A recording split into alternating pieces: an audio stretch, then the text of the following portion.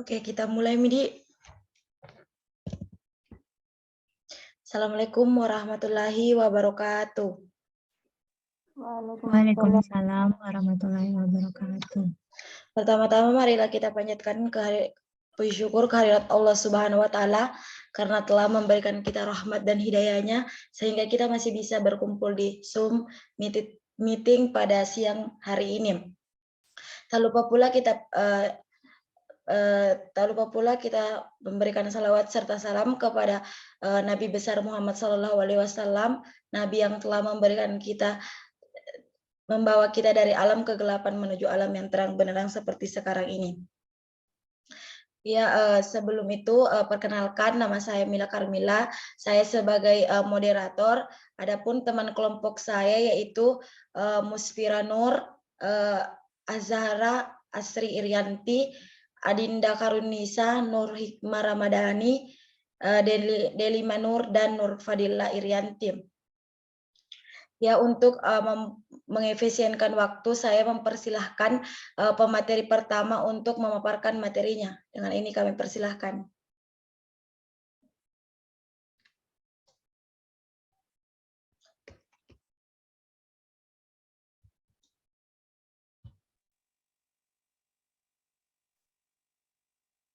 Materi yang pertama yaitu keragaman. Keragaman dalam organisasi setiap individu berbeda, mulai dari umur, jenis kelamin, ras, etnis, dan lain sebagainya yang ada dalam sebuah organisasi. Pertama, karakteristik demografis, yaitu ilmu pengetahuan sosial yang mengkaji tentang penduduk suatu wilayah. Yang kedua, tingkat keragaman, yaitu keragaman level permukaan atau surface level diversity dan keberagaman level dalam atau deep level diversity. Yang ketiga, diskriminasi. Mendiskriminasi berarti memperhatikan perbedaan antara hal satu dan lainnya yang sebenarnya tidak semua buruk. Saya kembalikan ke moderator. Ya, oke. Terima kasih kepada pemateri pertama. Selanjutnya, saya persilahkan pemateri kedua untuk memaparkan materinya.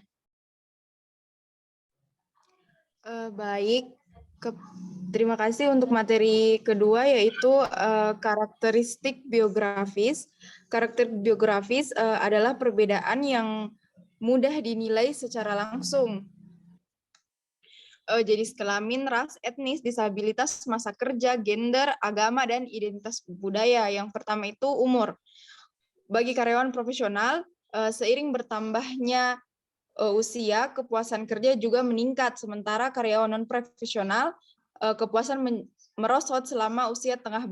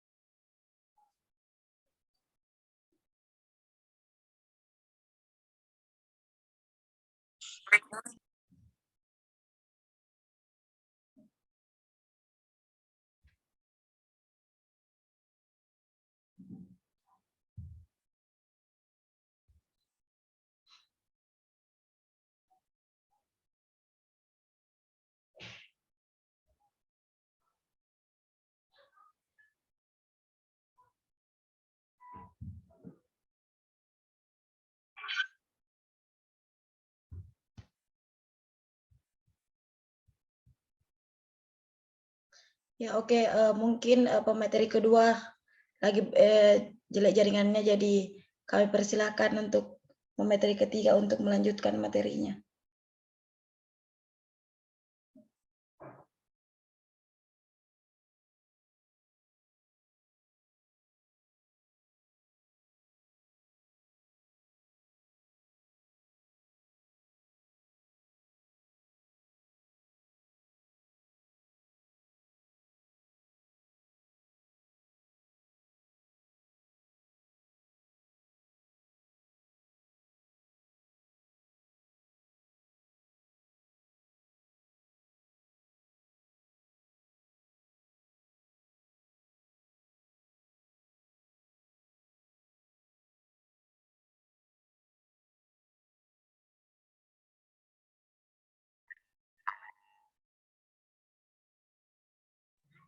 Baik, saya akan melanjutkan pembacaan materi dari Adinda tadi, karakteristik biografis.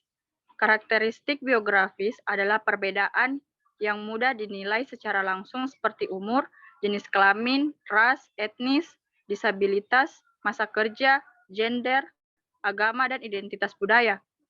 1. Umur. Bagi karyawan profesional, sering bertambahnya usia, kepuasan kerja juga meningkat. Sedangkan karyawan non-profesional, kepuasan merosot selama usia tengah baya dan kemudian naik lagi dalam tahun-tahun selanjutnya. Yang kedua, jenis kelamin atau gender. Hubungan gender turnover. Beberapa studi menjumpai bahwa wanita mempunyai tingkat keluar yang lebih tinggi, dan studi lain menjumpai tidak ada perbedaan antara hubungan keduanya. Hubungan gender absensi. Wanita mempunyai tingkat absensi yang lebih tinggi.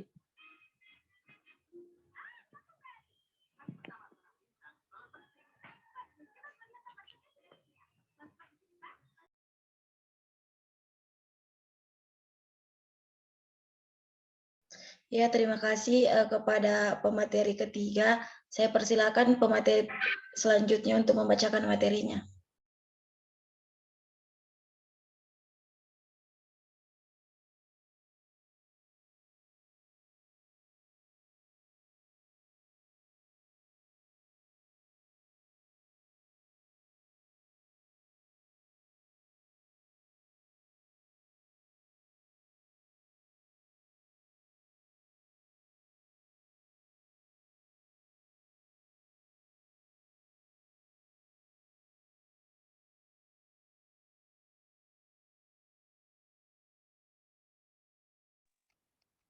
Oke, yang ketiga yaitu ras dan etnis. Ras adalah kategori sejumlah orang berdasarkan atau terutama karakter fisik tubuh seperti warna kulit, tekstur, rambut, bentuk mata, hidung, dan lainnya yang sangat subjektif. Yang keempat, agama. Individu yang religius dapat beranggapan bahwa menunjukkan kepercayaan di tempat kerja atau organisasi. Dan mereka yang tidak memiliki kepercayaan lain mungkin merasa keberatan akan hal tersebut. Yang kelima, orientasi seksual. Orientasi seksual dan identitas gender tetap menjadi perbedaan individu yang menerima perlakuan sangat berbeda menurut hukum kita dan diterima cukup berbeda dalam organisasi yang berbeda. Saya kembalikan ke moderator. Ya, terima kasih kepada pemateri keempat. Saya persilakan pemateri selanjutnya untuk membacakan materinya. Keragaman kemampuan. Yang pertama, kemampuan fisik, kapasitas untuk melakukan tugas yang menuntut stamina, karakteristik yang sama. Menurut Robbins, ada 9 kemampuan fisik dasar, yaitu kekuatan dinamis, kekuatan otot, kekuatan statis, kekuatan eksplosif, fleksibilitas memanjang, fleksibilitas dinamis, koordinasi tubuh, keseimbangan, dan stamina. Yang kedua ada kemampuan intelektual. Kemampuan untuk melakukan aktivitas mental seperti berpikir, penalaran, dan pemecahan masalah. Menurut Robbins, ada 7 dimensi kemampuan intelektual, diantaranya kecerdasan angka, komprehensif verbal, kecepatan konseptual, penalaran induktif, penalaran deduktif, visualisasi spasial, dan ingatan. Yang terakhir ada peran disabilitas. Kondisi disabilitas seseorang mengurangi kesempatannya untuk mendapat pekerjaan yang sama dengan orang yang mempunyai kondisi fisik yang normal. Diskriminasi cukup sering mereka dapatkan atas dasar disabilitasnya. Masalah tersebut bisa menjadi satu formulasi kebijakan di tempat kerja terkait keragaman dari sisi status disabilitas. Sekian saya kembalikan kepada moderator. Ya, terima kasih kepada pemateri kelima. Selanjutnya saya persilakan kepada pemateri selanjutnya untuk membacakan materinya. Baik, materi selanjutnya adalah strategi manajemen keragaman. Peters dan Potsma mengemukakan bahwa manajemen keragaman merupakan sebuah inclusive approach yang dimulai dengan merekrut atau menarik individu berbeda masuk ke dalam perusahaan, kemudian mengusulkan dan membentuk pemahaman yang lebih luas mengenai individu yang berbeda dengan mencakup berbagai faktor seperti orientasi seksual, keterampilan, dan pengalaman yang dimiliki. Yang pertama dalam strategi manajemen keragaman yaitu menarik, memilih, mengembangkan, dan mempertahankan pekerja yang beragam. Untuk menarik pekerja yang beragam dalam perekrutan karyawan baru, perusahaan dapat memberikan paket kompensasi insentif yang menarik untuk mengidentifikasi dan memilih orang-orang yang memenuhi kebutuhan organisasi. Untuk memilih pekerja yang beragam, ketika memilih eksekutif baru, langkah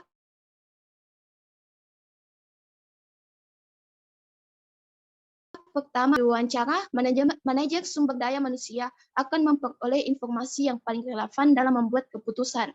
Yang terakhir, mengembangkan dan mempertahankan pekerja yang beragam. Menurut Asare, karyawan harus dilatih dan dikembangkan untuk memenuhi kebutuhan karir mereka sendiri dan kebutuhan organisasi. Terima kasih, saya kembalikan ke moderator. Ya, itulah tadi materi dari pemateri. Saya persilahkan pemateri selanjutnya untuk membacakan materinya. Baiklah, saya akan melanjutkan materi yang tadi. Yang kedua itu keragaman dalam kelompok organisasi dapat melihatnya dalam 3 perspektif yang berbeda, yaitu discrimination and fairness paradigm atau organisasi yang memfokuskan pada kesempatan yang sama, perlakuan yang fair, recruitment and compliance dengan syarat equal employment opportunity. Yang kedua, access and legitimacy paradigm, yaitu organisasi yang didorong untuk memperoleh akses ke pelanggan yang lebih beragam yang dipadukan pada keadaan demografis organisasi. Dan yang ketiga ada learning and effectiveness paradigm, yaitu perusahaan membangun pandangan tentang keragaman yang memungkinkan mereka untuk memasukkan perspektif karyawan dalam kegiatan organisasi.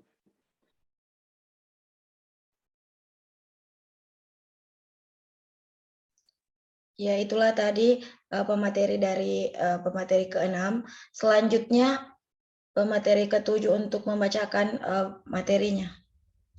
Dengan ini kami persilahkan. Untuk program keragaman efektif, yaitu ada memahami dan melakukan perubahan budaya, penting bagi organisasi untuk melihat kembali budaya yang ada dan melakukan perubahan untuk mendukung keragaman dan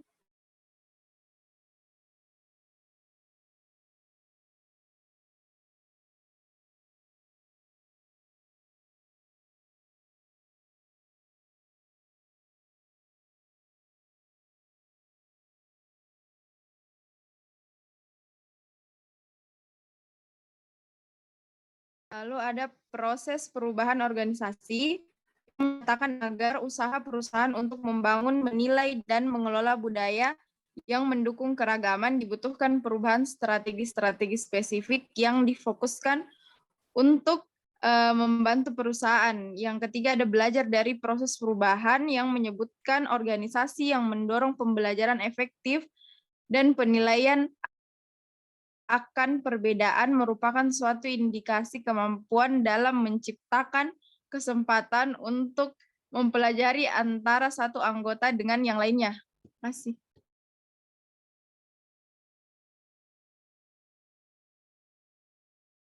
Terima kasih kepada pemateri ke-7.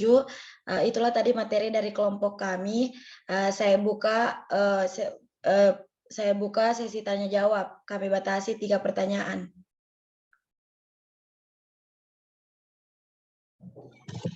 Saya Amanda Putri, izin bertanya. bertanya mengenai adakah cara yang dilakukan oleh manajer perusahaan untuk mencegah atau bahkan menghilangkan diskriminasi ini? Misalkan mungkin ada kebijakan yang diterapkan seperti yang tadi sempat Anda singgung pada materi peran disabilitas. Terima kasih.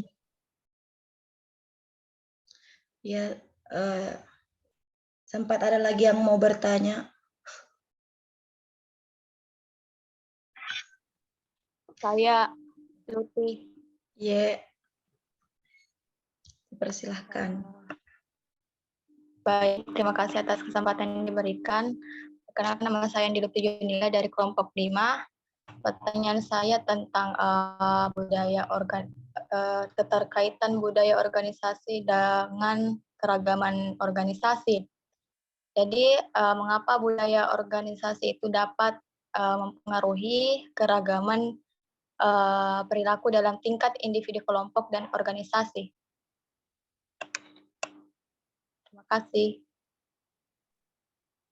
Ya, sempat ada lagi yang mau bertanya, teman-teman. Saya Nurulida Arika. Ya, dipersilahkan. Terkait materi yang telah dipaparkan oleh kelompok 2, saya tadi melihat tentang diskriminasi juga. Nah, muncul pertanyaan dari saya, peran yang dapat diambil dari manajemen keragaman tersebut dalam mengeliminasi diskriminasi dalam suatu organisasi seperti apa? Perannya dari manajemen ini dalam suatu organisasi seperti apa sih langkahnya untuk mengeliminasi diskriminasi ini? Terima kasih. Oke, terima kasih kepada teman-teman yang sudah bertanya. Beri kami waktu untuk menjawab pertanyaan dari teman-teman sekalian.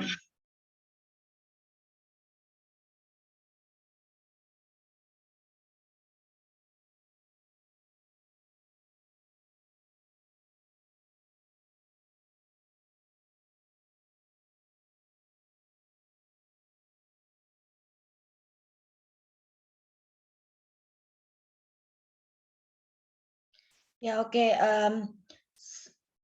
Kami akan menjawab, Deli Manur akan menjawab pertanyaan dari Saudari Manda. Dengan ini kami persilahkan. Baiklah, saya akan menjawab pertanyaan dari Amanda, yaitu bagaimana peran manajer perusahaan untuk mencegah diskriminasi dalam perusahaan. Ada beberapa yang bisa dilakukan manajer. Yang pertama yaitu bertindak dengan hormat terhadap orang lain saat bekerja dan selama aktivitas yang berhubungan dengan pekerjaan. Yang kedua, menghormati keragaman tempat kerja dan belajar menghargai kualitas dan kekuatan unik dari tenaga kerja yang multikultural. Yang ketiga, tidak terlibat atau menoleransi rasisme di tempat kerja, baik disengaja maupun tidak. Yang keempat, menentang keras praktis rasis dan diskriminatif di tempat kerja. Contohnya menentang tindakan rasis seperti lelucon, hinaan, atau menyebut nama. Yang kelima, selalu mempertimbangkan apa dampak dari perkataan yang hendak dikeluarkan. Yang keenam, mendukung program yang dapat membantu memperkuat hubungan di tempat kerja. Dan yang ketujuh, melaporkan insiden rasisme dan diskriminasi di tempat kerja kepada atasan, HRD, atau seorang manajer. Sekian, saya kembalikan ke moderator. Ya, itulah tadi jawaban dari kelompok kami. Bagaimana dengan Saudari Manda? Apakah ada tanggapan atau bagaimana?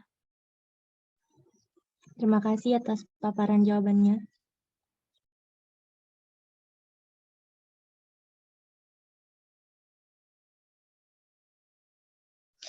Ya,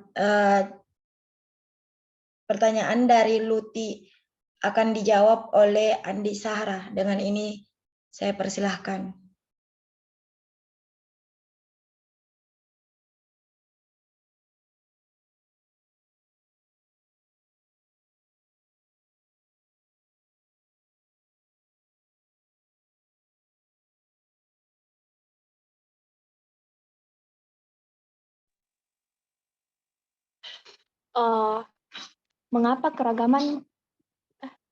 Mengapa budaya organisasi dapat mempengaruhi keragaman dalam perilaku organisasi?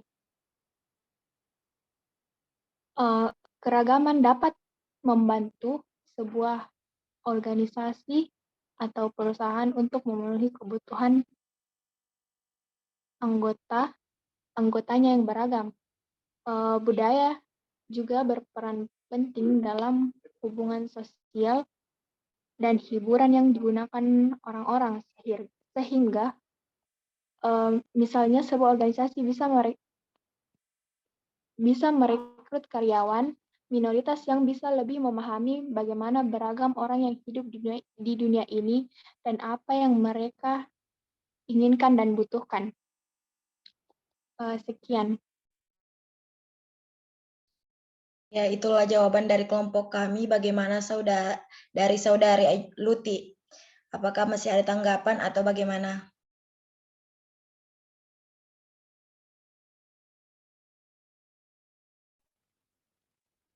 Baik, terima kasih atas paparan jawabannya.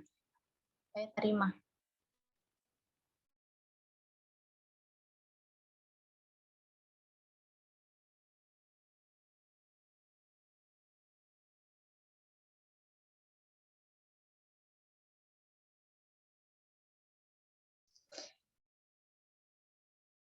Ya, pertanyaan dari Nurul Arika akan dibacakan oleh Nur Hikmah. Dengan ini kami persilahkan.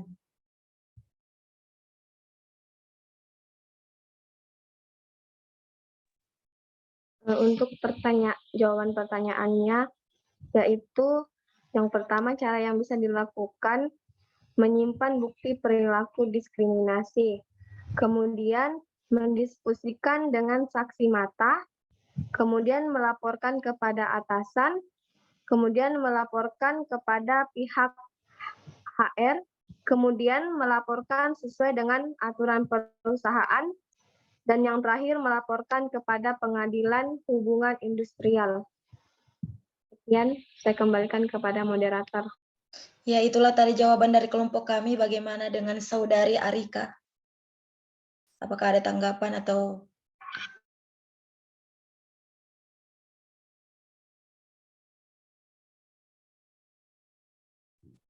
Baik, saya terima atas paparan jawaban dari kelompok 2.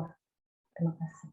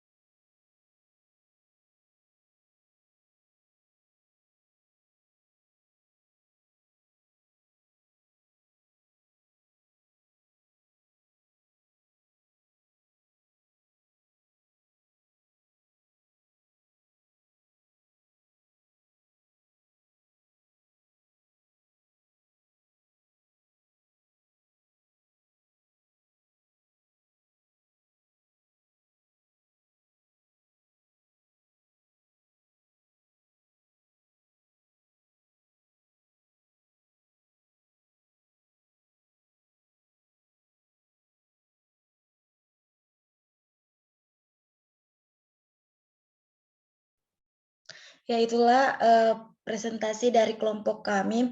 Adapun kesimpulan dari diskusi pada hari ini yaitu keragaman dalam organisasi setiap individu berbeda, mulai dari umur, jenis kelamin, ras, etnis, dan lain sebagainya yang ada dalam sebuah organisasi. Keragaman menjelaskan bentuk utama dalam keragaman tenaga kerja dalam memaksimalkan potensi sumber daya manusia yang beragam. Suatu hal yang penting bagi seorang manajer untuk dapat mengenali dan memanfaatkan perbedaan di atas untuk memaksimalkan para pekerjanya. Jadikanlah sebuah perbedaan tersebut menjadi keberagaman yang menuju satu tujuan yang lebih baik bagi perusahaan. Itulah kesimpulan dari diskusi pada hari ini. Terima kasih, saya ucapkan terima kasih kepada teman-teman yang sudah bergabung. Sekian dari saya. Wassalamualaikum warahmatullahi wabarakatuh.